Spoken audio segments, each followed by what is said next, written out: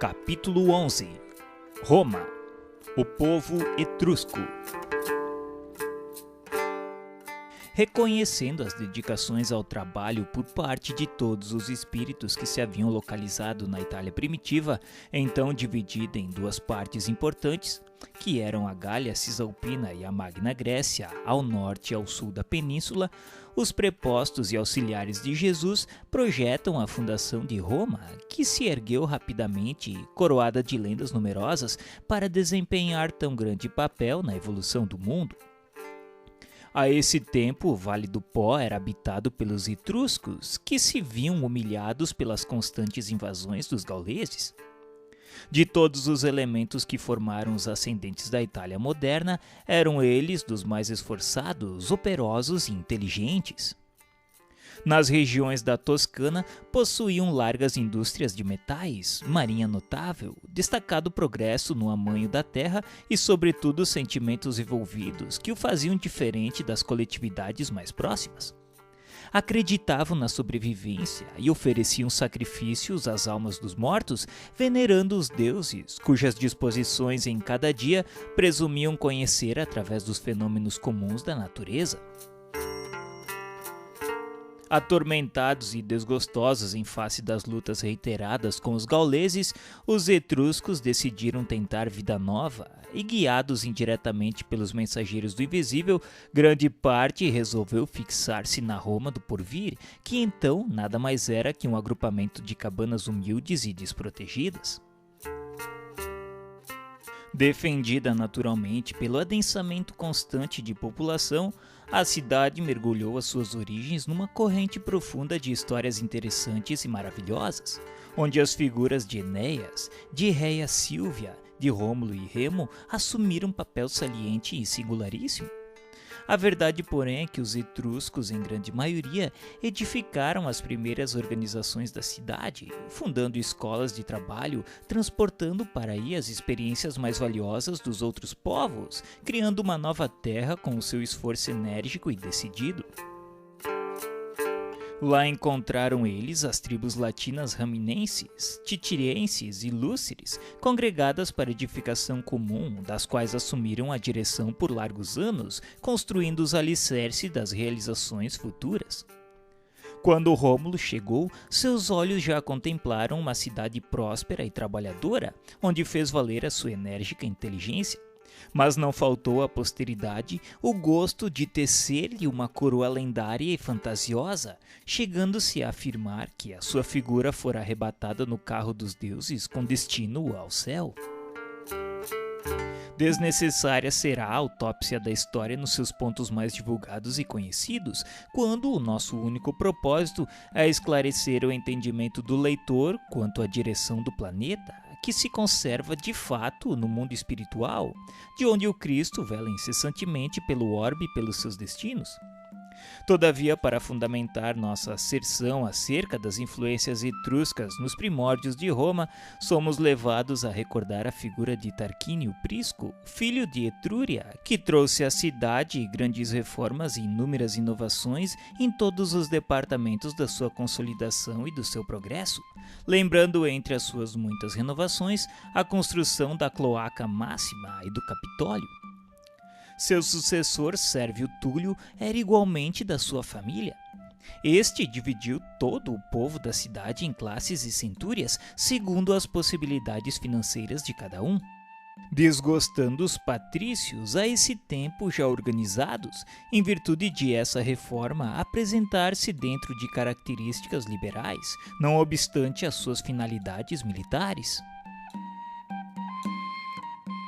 Onde, porém, mais se evidenciam as influências etruscas nas organizações romanas é justamente na alma popular, devotada aos gênios, aos deuses e às superstições de toda espécie, que seriam multiplicadas em seus contatos com a Grécia. Cada família, como cada lar, possuía o seu gênio invisível e amigo, e na sociedade alastravam-se as comunidades religiosas, culminando no Colégio dos Pontífices, cuja fundação remonta ao passado longínquo da cidade. Esse colégio foi depois substituído pelo Pontífice Máximo, chefe supremo das correntes religiosas, do qual os bispos romanos iam extrair mais tarde o Vaticano e o Papado dos tempos modernos. Os romanos, ao contrário dos atenienses, não procuravam muitas indagações transcendentes em matéria religiosa ou filosófica, atendendo somente aos problemas do culto externo, sem muitas argumentações com a lógica. E foi por isso que, com a evolução da cidade, o Panteão, seu templo mais aristocrático, chegou a possuir mais de 30.000 deuses.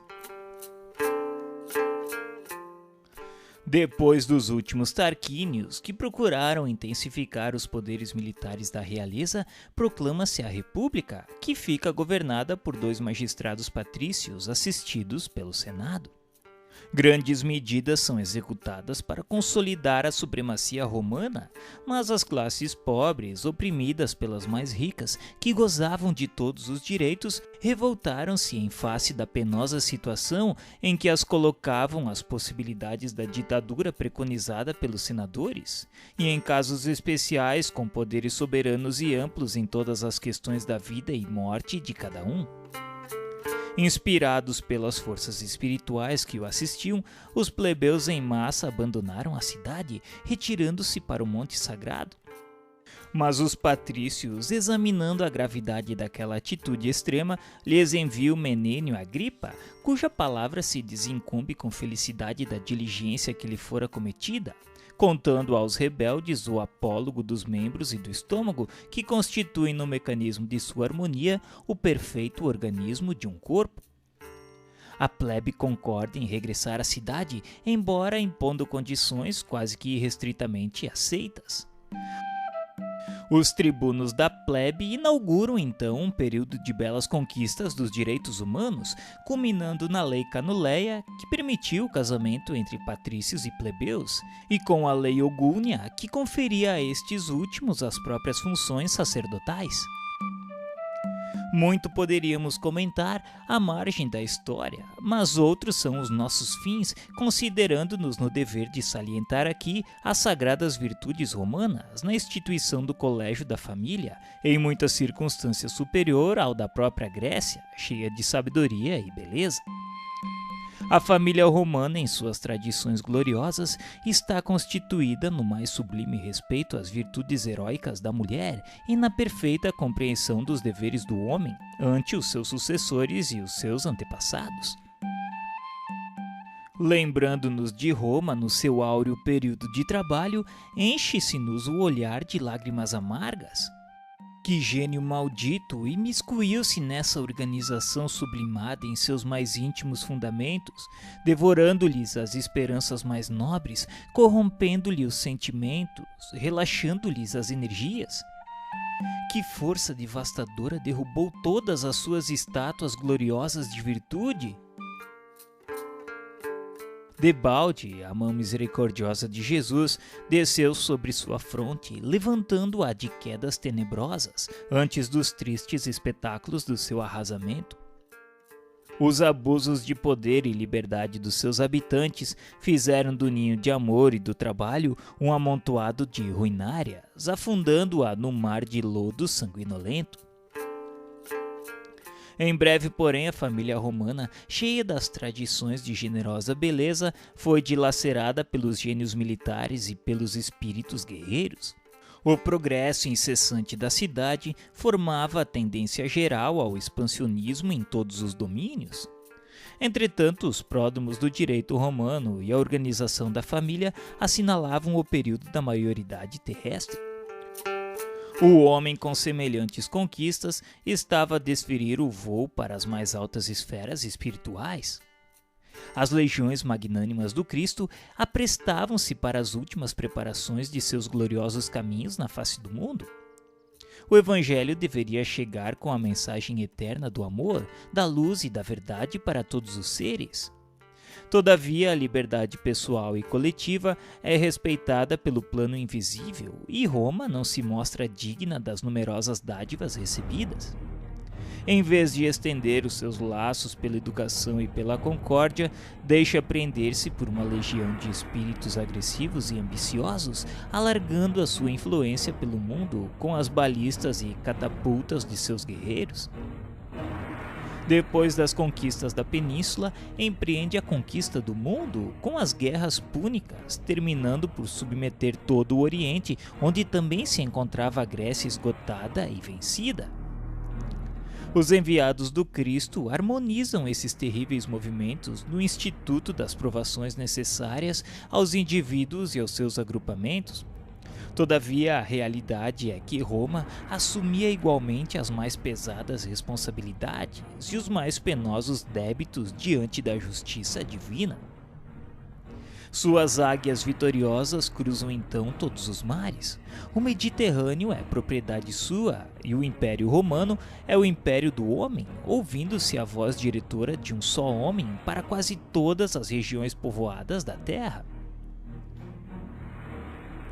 As forças do invisível, porém, não descansaram. Muitas lágrimas foram vertidas no alto em vista de tão nefastos acontecimentos. O Cristo reúne as assembleias de seus emissários. A terra não podia perder a sua posição espiritual depois das conquistas da sabedoria ateniense e da família romana. É então que se movimentam as entidades angélicas do sistema nas proximidades da Terra, adotando providências de vasta e generosa importância. A lição do Salvador deveria agora resplandecer para os homens, controlando-lhes a liberdade com a exemplificação perfeita do amor. Todas as providências são levadas a efeito. Escolhem-se os instrutores, os percursores imediatos, os auxiliares divinos. Uma atividade única registra-se então nas esferas mais próximas do planeta, e quando reinava Augusto na sede do governo do mundo, viu-se uma noite cheia de luzes e de estrelas maravilhosas. Harmonias divinas cantavam um hino de sublimadas esperanças no coração dos homens e da natureza. A manjedoura é o teatro de todas as glorificações da luz e da humildade. E enquanto arvorecia uma nova era para o globo terrestre, nunca mais se esqueceria o Natal, a noite silenciosa, noite santa.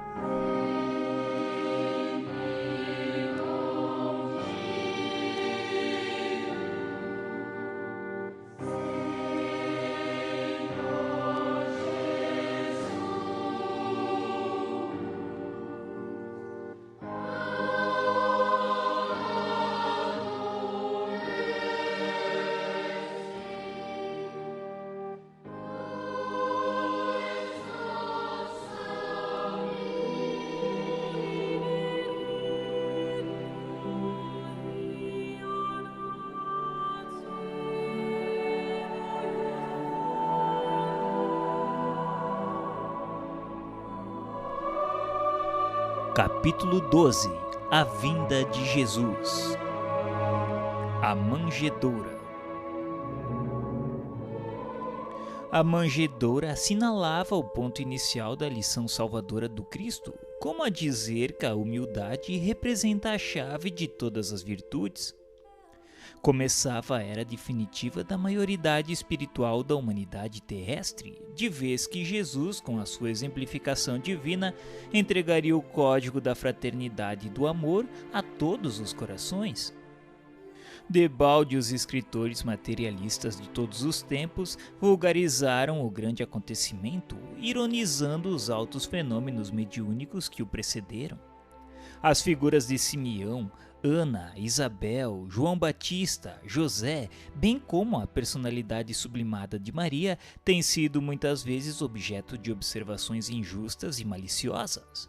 Mas a realidade é que somente com o concurso daqueles mensageiros da Boa Nova, portadores da contribuição de fervor, crença e vida, poderia Jesus lançar na terra os fundamentos da verdade inabalável. Muitos séculos depois da sua exemplificação incompreendida, há quem o veja entre os essênios, aprendendo as suas doutrinas antes do seu messianismo de amor e de redenção. as próprias esferas mais próximas da Terra, que pela força da circunstância se acercam mais da controvérsia dos homens que do sincero aprendizado dos espíritos estudiosos e desprendidos do orbe, refletem as opiniões contraditórias da humanidade a respeito do Salvador de todas as criaturas. O mestre, porém, não obstante a elevada cultura das escolas essênias, não necessitou da sua contribuição. Desde os seus primeiros dias na Terra, mostrou-se tal qual era, com a superioridade que o planeta lhe conheceu desde os tempos longínquos do princípio. Do seu divino apostolado, nada nos compete dizer em acréscimo das tradições que a cultura evangélica apresentou em todos os séculos posteriores à sua vinda à Terra, reafirmando, todavia, que a sua lição de amor e de humildade foi única em todos os tempos da humanidade. Dele asseveraram os profetas de Israel muito tempo antes da manjedoura e do Calvário. Assim disseram: levantar-se-á como um arbusto verde, vivendo na ingratidão de um solo árido, onde não haverá graça nem beleza. Carregado de opróbrios e desprezado dos homens, todos lhe voltarão o rosto. Coberto de ignomínias, não merecerá consideração. É que ele carregará o fardo pesado de nossas culpas e de nossos sofrimentos, tomando sobre si todas as nossas dores. Presumireis na sua figura um homem vergado ao peso da cólera de Deus, mas serão os nossos pecados que o cobrirão de chagas sanguinolentas, e as suas feridas hão de ser a nossa redenção. Somos um imenso rebanho desgarrado, mas para nos reunir no caminho de Deus, ele sofrerá o peso das nossas iniquidades. Humilhado e ferido, não soltará o mais leve queixume, deixando-se conduzir como um cordeiro ao sacrifício. O seu túmulo passará como de um malvado e a sua morte como a de um ímpio. Mas desde o momento em que oferecer a sua vida, verá nascer uma posteridade e os interesses de Deus hão de prosperar nas suas mãos. Sim, o mundo era um imenso rebanho desgarrado. Cada povo fazia da religião uma nova fonte de vaidades, salientando-se que muitos cultos religiosos do Oriente caminhavam para o terreno franco da dissolução e da imortalidade. Mas o Cristo vinha trazer ao mundo os fundamentos eternos da verdade e do amor. Sua palavra mansa e generosa reunia todos os infortunados e todos os pecadores. Ele escolheu os ambientes mais pobres e mais desataviados para viver a intensidade de suas lições sublimes, mostrando aos homens que a verdade dispensava o cenário suntuoso dos areópagos, dos fóruns e dos templos para fazer-se ouvir na sua misteriosa beleza. Suas pregações na praça pública verificam-se a propósito dos seres mais desprotegidos e desclassificados, como a desmontar que a sua palavra vinha reunir todas as criaturas na mesma vibração de fraternidade e na mesma estrada luminosa do amor. Combateu pacificamente todas as violências oficiais do judaísmo, renovando a lei antiga com a doutrina do esclarecimento, da tolerância e do perdão. Espalhou as mais claras visões da vida imortal, ensinando às criaturas terrestres que existe algo superior às pátrias, às bandeiras, ao sangue e às leis humanas. Sua palavra profunda, enérgica e misericordiosa refundiu todas as filosofias, aclarou o caminho das ciências e já teria irmanado todas as religiões da terra se a impiedade dos homens não fizesse valer o peso da iniquidade na balança da redenção. Não nos compete fornecer uma nova interpretação das palavras eternas do Cristo nos Evangelhos. Semelhante interpretação está feita por quase todas as escolas religiosas do mundo, competindo apenas às suas comunidades e aos seus adeptos a observação do ensino imortal, aplicando-a a si próprios no mecanismo da vida de relação, de modo que se verifique a renovação geral na sublime exemplificação, porque se a manjedoura e a cruz constituem ensinamento inovidável, muito mais devem representar para nós outros os exemplos do Divino Mestre no seu trato com as vicissitudes da vida terrestre. De suas lições inesquecíveis decorrem consequências para todos os departamentos da existência planetária, no sentido de se renovarem os institutos sociais e políticos da humanidade, com a transformação moral dos homens dentro de uma nova era de justiça econômica e de concórdia universal. Pode parecer que as conquistas do verdadeiro cristianismo sejam ainda remotas em face das doutrinas imperialistas da atualidade. Mas é preciso reconhecer que 2000 anos já passaram sobre a palavra divina. 2000 anos em que os homens se estraçalham em seu nome, inventando bandeiras de separatividade e destruição. Incendiaram e trucidaram em nome de seus ensinos de perdão e de amor, massacrando esperanças em todos os corações. Contudo, o século que passa deve assinalar uma transformação visceral nos departamentos da vida. A dor completará as obras generosas da verdade cristã, porque os homens repeliram o amor em suas cogitações de progresso. Uma nuvem de fumo vem se formando há muito tempo nos horizontes da Terra, cheia de indústrias de morte e destruição. Todos os países são convocados a conferirem os valores da maturação espiritual da humanidade, verificada no orbe há 2 milênios. O progresso científico dos povos e as suas mais nobres e generosas conquistas são reclamados pelo banquete do morticínio e da ambição. E enquanto a política do mundo se sente manietada ante os dolorosos fenômenos do século, registram-se nos espaços novas atividades de trabalho, porque a direção da terra está nas mãos misericordiosas e augustas do Cordeiro. Sem nos referirmos, porém, aos problemas da política transitória do mundo, lembremos ainda que a lição do Cristo ficou para sempre na terra como o tesouro de todos os infortunados e de todos os desvalidos. Sua palavra construiu a fé nas almas humanas, fazendo-lhes entrever os seus gloriosos destinos. Haja necessidade e tornaremos a ver a crença e a esperança reunindo-se em novas catacumbas romanas para reerguerem o sentido cristão da civilização da humanidade. É muitas vezes nos corações humildes e aflitos que vamos encontrar a divina palavra cantando o hino maravilhoso dos bem-aventurados. E para fechar este capítulo, lembrando a influência do Divino Mestre em todos os corações sofredores da terra, recordemos o episódio do monge de Manilha, que acusado de tramar a liberdade de sua pátria contra o jugo dos espanhóis, é condenado à morte e conduzido ao cadafalso. Ao instante do suplício, soluça desesperadamente o mísero condenado. Como, pois, será possível que eu morra assim inocente? Onde está a justiça? Que fiz eu para merecer tão horrendo suplício? Mas um companheiro corre ao seu encontro e murmura-lhe aos ouvidos: Jesus também era inocente. Passa então pelos olhos da vítima um clarão de misteriosa beleza. Secam-se as lágrimas e a serenidade lhe volta ao semblante macerado. E quando o carrasco lhe pede perdão antes de apertar o parafuso sinistro, ei-lo que responde resignado: Meu filho, não só te perdoo, como ainda te peço, cumpras o teu dever.